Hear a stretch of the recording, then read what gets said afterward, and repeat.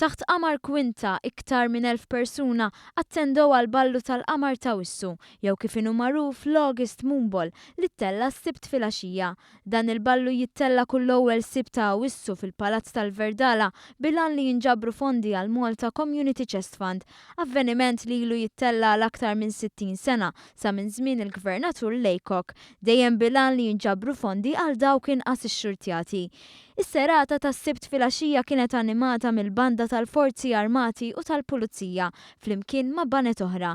Bħal kull sena, il-ballu nfetaħ mill-President ta' Malta Mary Louise Coleiro Preca li raddet ħajr lill-Kumitat Organizzattiv ta' dan il-ballu. Il-President kompliet billi ringrazzjat lil dawk preżenti għaliex permezz tal-preżenza tagħhom qed jikkontribwixxu biex tiġi assigurata l-għajnuna għal dawk fil-bżonn.